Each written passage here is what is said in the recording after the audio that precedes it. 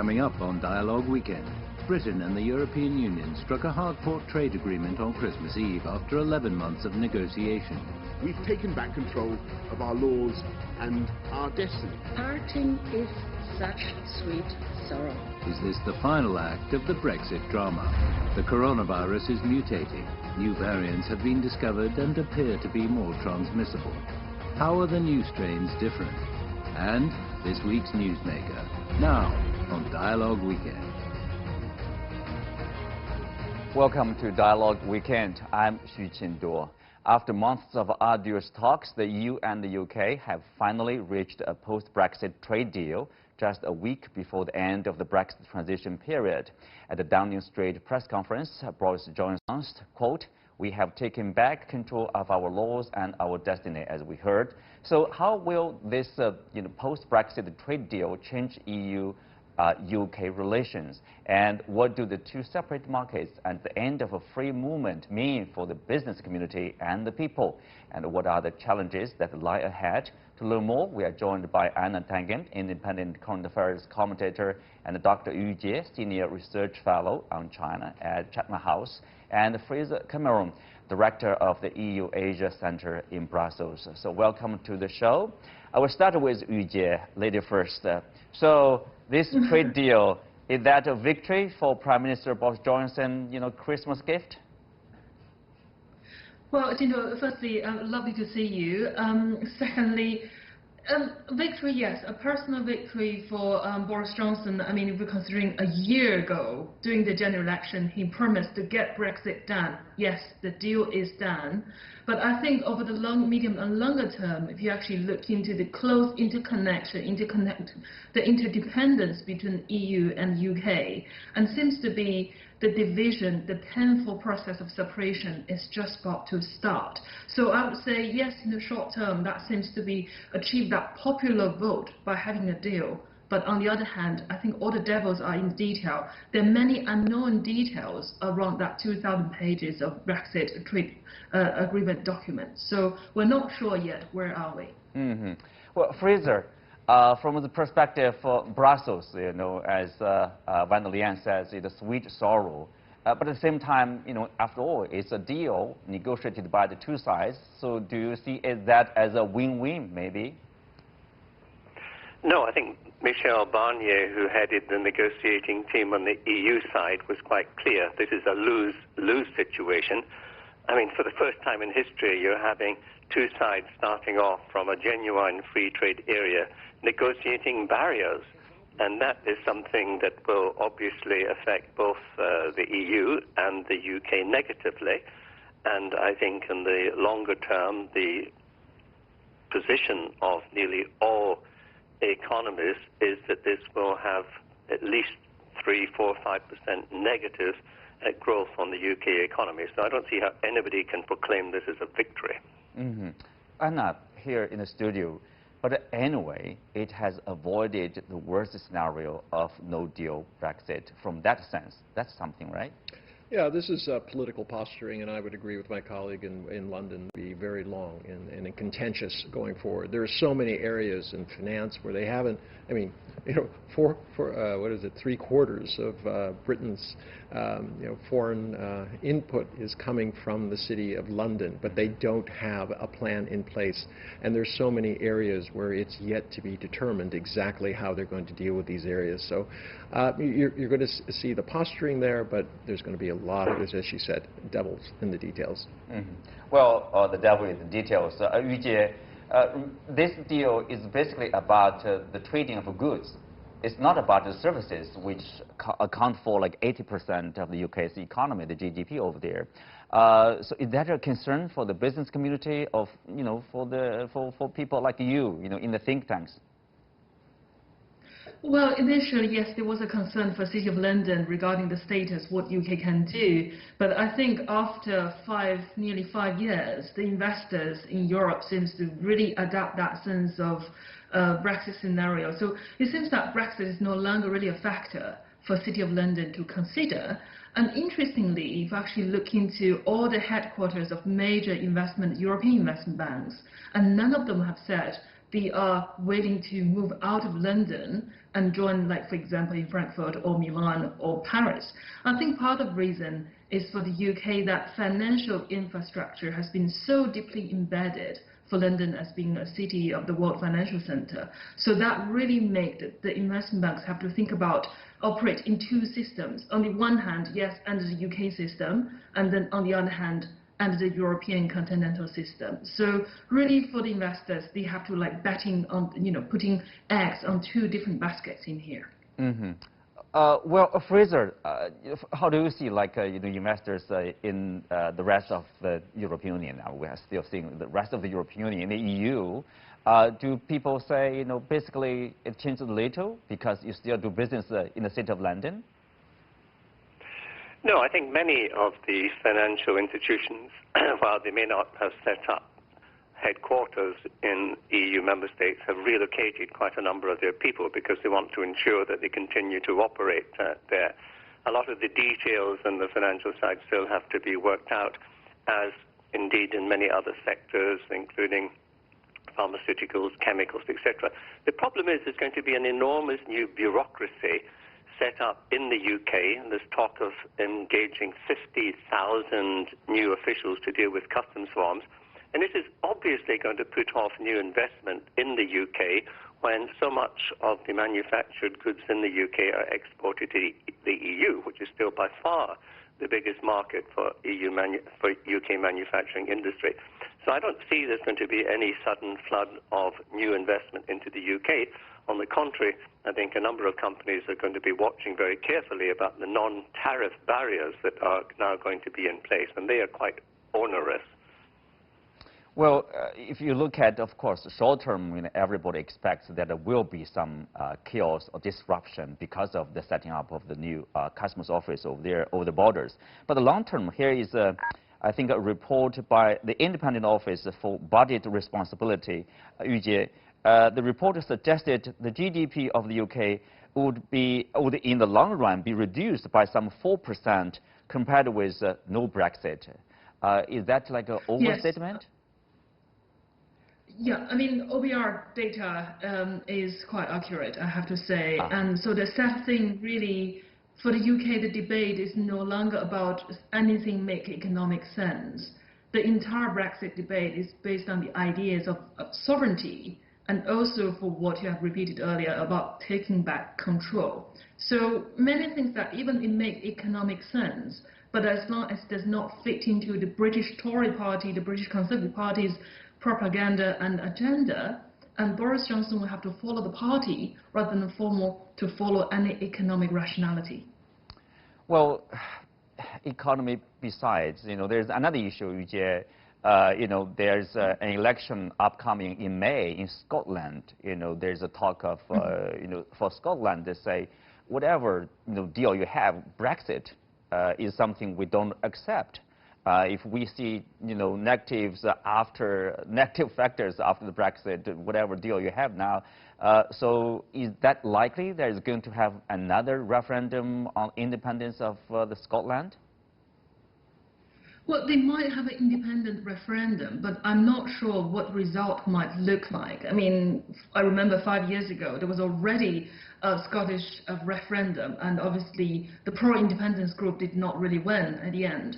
So I think really for Scotland, it's all about that anger, the sheer anger of the so-called central control that they feel really dissatisfied. Because, I mean, in the past, there has always been a debate of the so-called devolved government away from London to making the devolved government decide its own things. But obviously, when it comes to Brexit issues, and certainly Scotland felt that their ideas and their wills have not really been well represented. So I'm pretty sure that Nicola Sturgeon will really make a big noise, and as a way of really, again, to bargaining with the government in Westminster in London. Mm-hmm.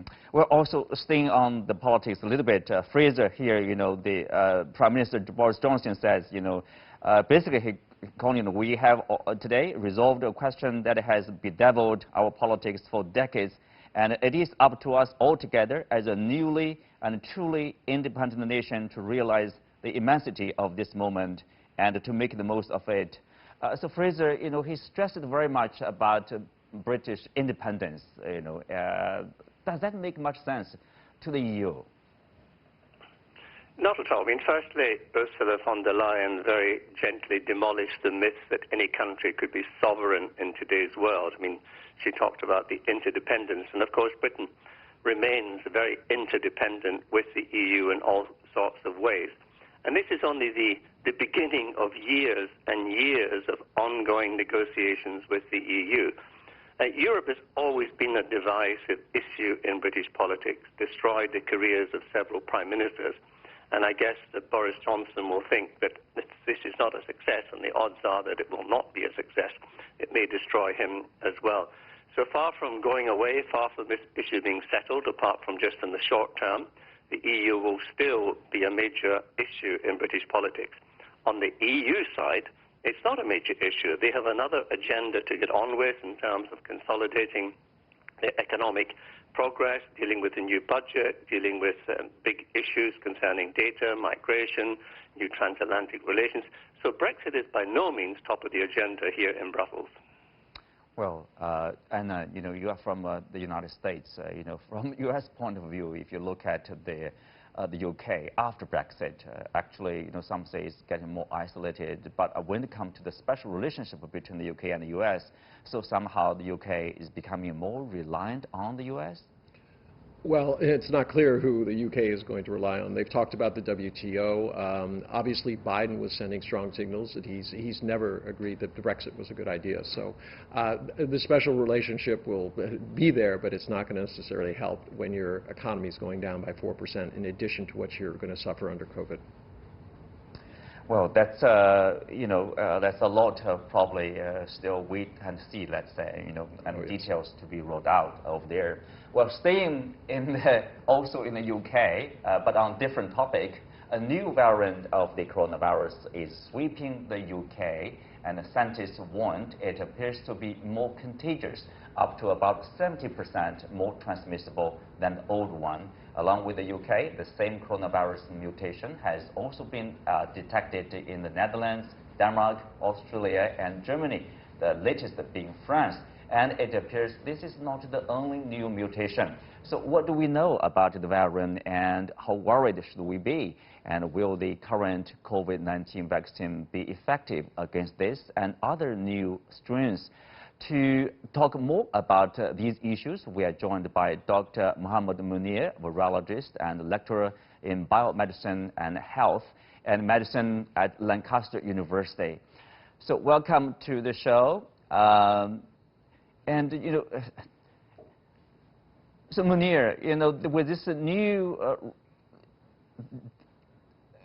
okay, seems you are still in the process of joining the show here. Like, Anna, you know, like, we see there's a tier 4 lockdown in London. Obviously, it's being expanded, and some people will say probably, you know, if the majority of the UK, if not the whole country, will be locked down, as so-called tier 4 lockdown, the most restrictive lockdown over there.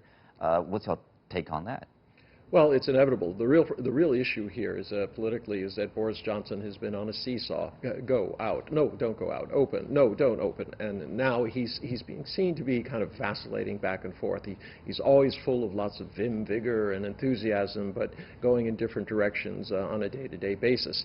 So it can be confusing to people. Obviously, there's a tremendous amount of fatigue about this, and this is not like in China. China had a 3-month area where they shut down, contained it, and have continued to do so.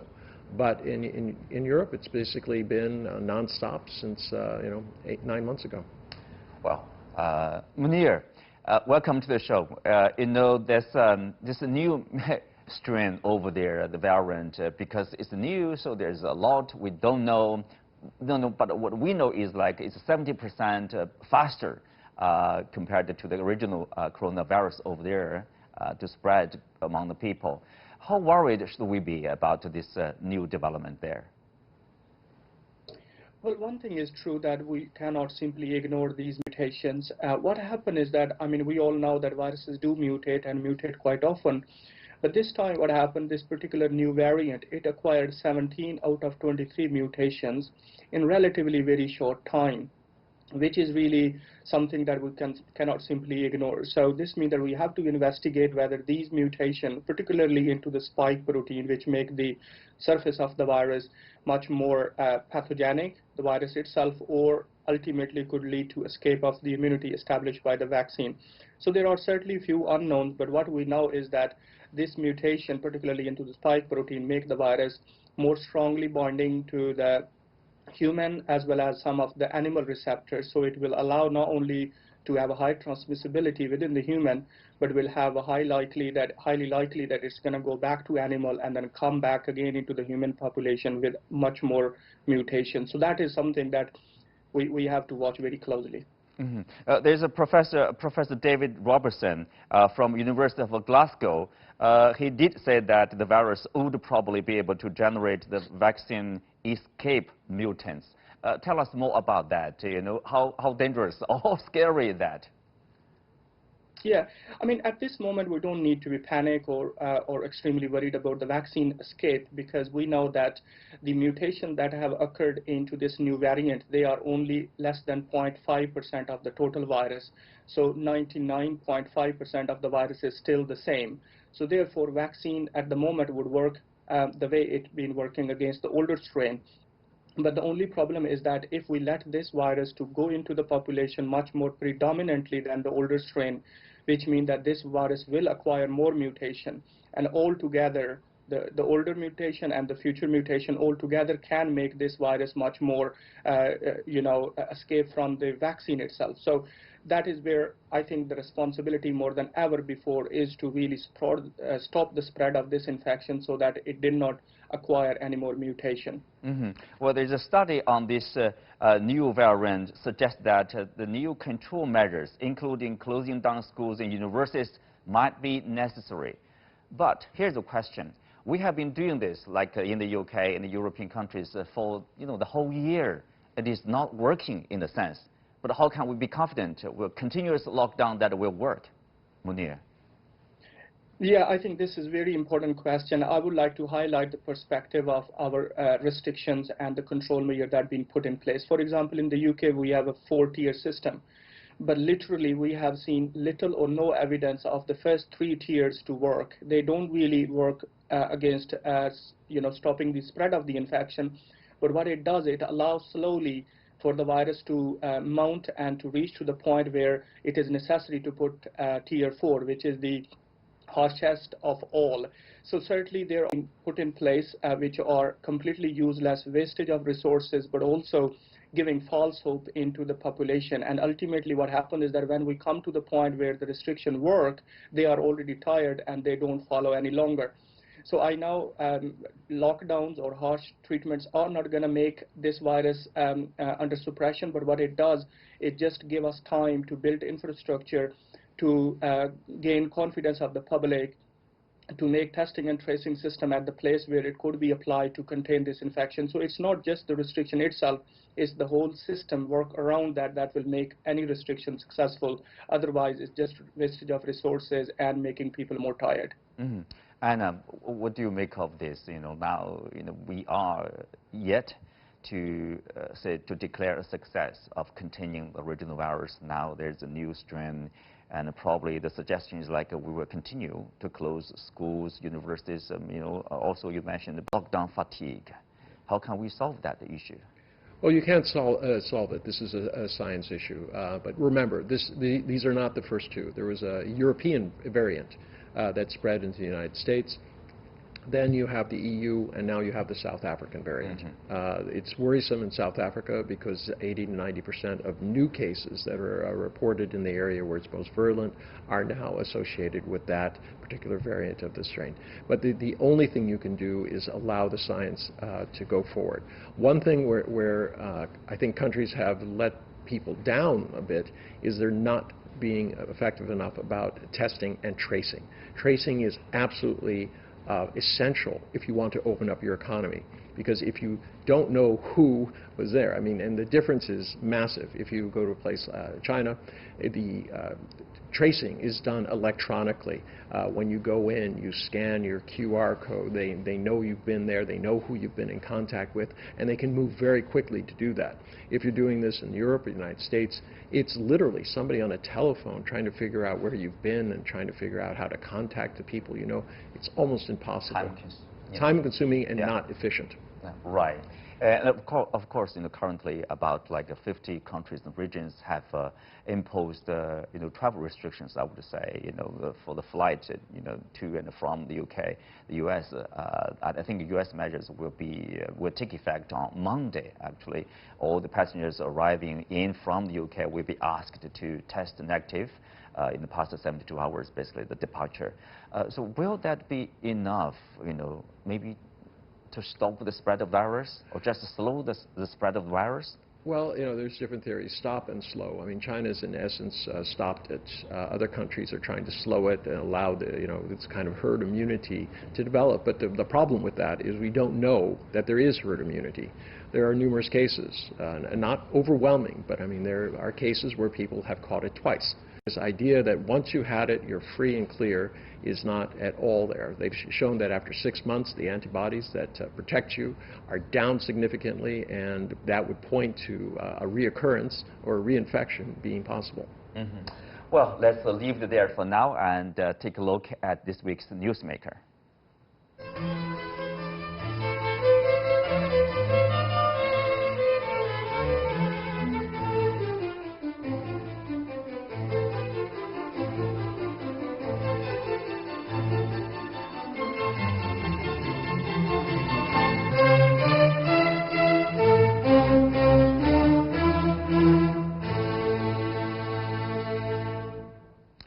So, Tankan, these very controversial pardons by the president, for people outside the U.S., people are not that familiar with this presidential power to pardon.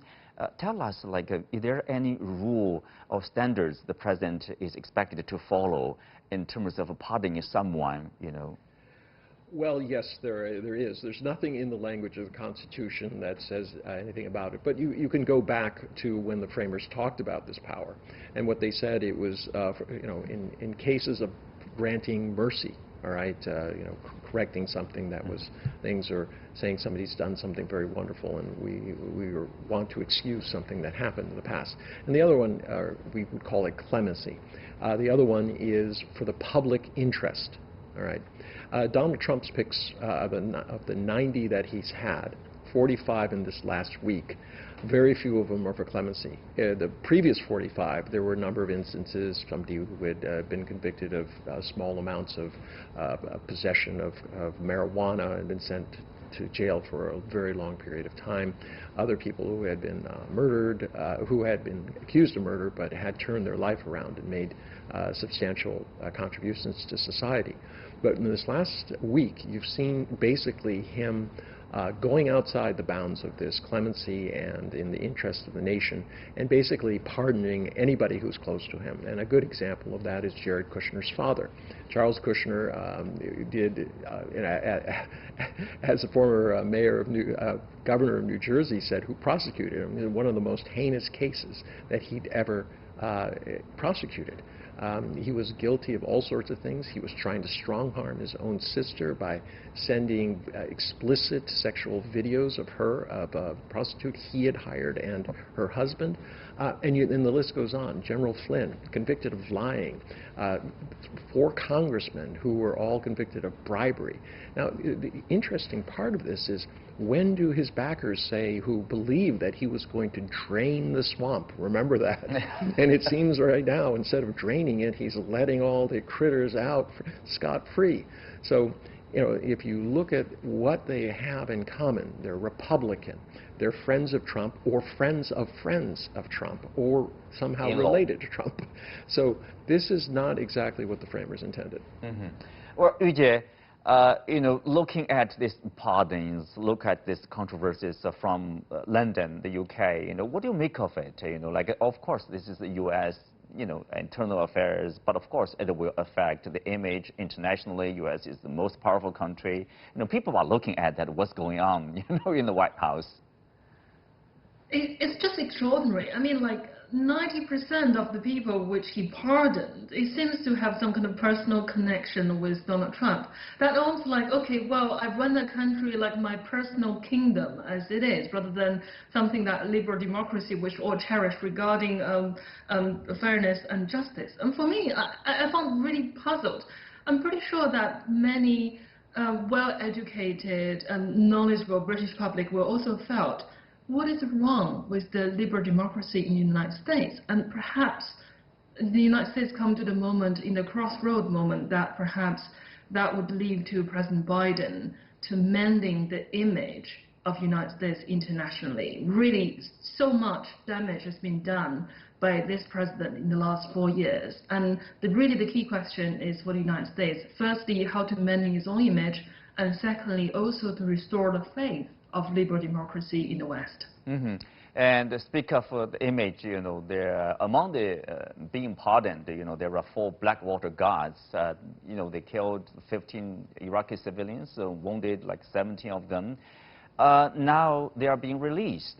So you can imagine the response or resentment from the Iraqi people. Basically, it's like justice being undone over there, right? Yu Jie? Well, in a way, it almost feels like I don't care whether it's right or wrong. I only do things at my own interest. I think that's the ethos of Donald Trump, and decided who will get pardoned. And then obviously perhaps we expect even more in the coming weeks, just before and he passed the power to Joe Biden. So in a way, what I'm really questioning is what is the moral standard of this particular person can really putting any slightest hand of trust towards him.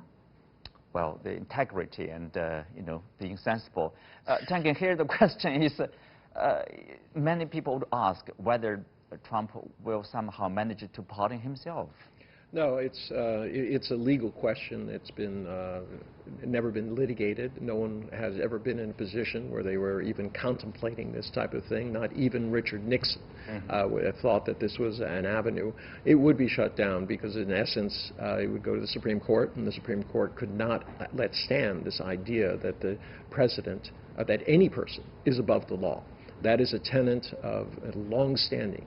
Before the Constitution. It's about the Magna Carta. It stands for everything that we have. But in addition to the Blackwater, and remember, Eric Prince, who was involved in Blackwater, is Betsy DeVos's brother, who's his cabinet secretary. So once again, a very, very close relationship. But in addition to that, border guards, policemen who killed innocent people, convicted of it, those have also been. It seems that anybody who has murdered somebody who is foreign, somebody who is a minority, it's okay. Well, what do we expect in the remaining days, in less than 1 month? Probably more pardons of, his own people, and what else can he do to create some, I don't know, like create trouble maybe for the next president? Well, he's definitely trying to box him in internationally. Obviously, the moves, he's signaling stronger action towards Iran. Anything is possible with him. Venezuela, things within China, they're sailing more ships into disputed waters. And it just seems like he is trying to cause anything. Some flare-up where he can declare that the United States has been attacked, that he's the leader, that he needs to stay, anything. I mean, it's just so far-fetched as when he, General Flynn was suggesting they invoke martial law and redo only in the states that where he lost, they would redo the election there. I mean, how transparent is that? The martial law. We have to stop there. With that, we are coming to the end of today's show. Many thanks to our guests. You can also watch us on the CGTN app or on the YouTube. I'm Xu Qinduo. You can find me on Twitter, Xu Qinduo, one word. Thanks for watching. See you next week.